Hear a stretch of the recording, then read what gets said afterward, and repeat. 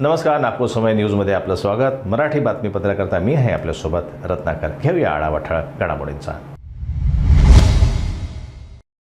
पंतप्रधान नरेंद्र मोदी यांनी आजपासून बिहार, ओडिशा आणि आंध्र प्रदेश या राज्यांचा 2 दिवसीय दौरा सुरू केला आहे। या दौऱ्यात ते विविध ठिकाणी जाहीर सभा घेणार असून अनेक महत्त्वाच्या विकास प्रकल्पांचं उद्घाटन आणि पायाभरणी देखील ते करणार आहेत। दौऱ्यातील मुख्य आकर्षण म्हणजे वंदे भारत एक्सप्रेस ट्रेनचं उद्घाटन, ज्यामुळे या भागातील दळणवळण अधिक वेगवान होणार आहे।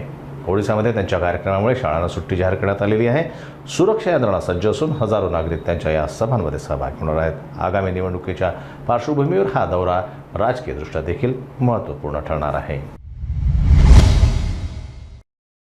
सर्वोच्च न्यायालयाच्या समितीने न्यायमूर्ती यशवंत वर्मा यांच्या विरुद्ध गंभीर खुलासे करत त्यांना न्यायिक गैरवर्तनासाठी जबाबदार धरलाय। त्यांच्या घरातील एका स्टोअर रूममध्ये अर्धवट जळालेल्या मोठ्या प्रमाणातील रोख रक्कम सापडल्याचं तपासात निष्पन्न झालंय।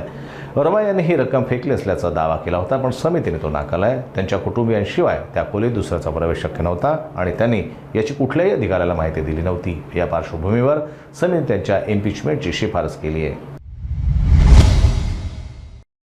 बीड जिल्ह्यातील गेवराई तालुक्यातील शेतकरी सुरेश आत्माराम जाधव यांनी छत्रपती मल्टीस्टेट बँकेच्या शाखेच्या गेटवर गळफास घेऊन आत्महत्या केली। त्यांनी त्यांच्या मुलीच्या शिक्षणासाठी आणि लग्नासाठी 11 लाख रुपयांची रक्कम बँकेत ठेवली होती, मात्र अनेक वेळा विनंती करूनही बँकेनं त्यांना रक्कम परत दिली नाही। या घटनेमुळे सहकारी बँक व्यवस्थेतील गैरप्रकार आणि अपारदर्शकतेवर गंभीर प्रश्नचिन्ह निर्माण झालंय। या घटनेनं राज्यभरात संतापाची लाट उसळली आहे।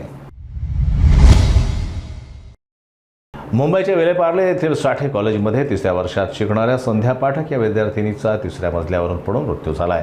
कॉलेज प्रशासनानं हा अपघात असल्याचं सांगितलं असलं तरी तिच्या कुटुंबियांनी ही घटना संशयास्पद असल्याचा दावा केलाय। पोलिसांनी या प्रकरणी गुन्हा दाखल केला असून सर्व शक्य कोनातून तपासाचा सुरू केला आहे। कुटुंबियांनी सीसीटीव्ही फुटेजची मागणी आणि तपासणी आणि संशयितांची चौकशी करण्याची मागणी पोलिसांकडे केली आहे। आप जैसा कोई या नेटफ्लिक्सवर प्रदर्शित होणाऱ्या चित्रपटात अभिनेता आर माधवन आणि अभिनेत्री फातिमा सोना शेख प्रथमच एकत्र झळकणार आहेत। हा चित्रपट प्रेम, नातेसंबंध आणि जीवनातील शिकवणी यावर आधारित असून 11 जुलै रोजी हा रिलीज होणार आहे। प्रेक्षक या नवा जोडीला एकत्र पाहण्यासाठी उत्सुक आहेत आणि सोशल मीडियावर देखील याची जोरदार चर्चा सुरू आहे। नागपूर समय न्यूजच्या या मराठी बातमीपत्रामध्ये तुर्तास इतकंच।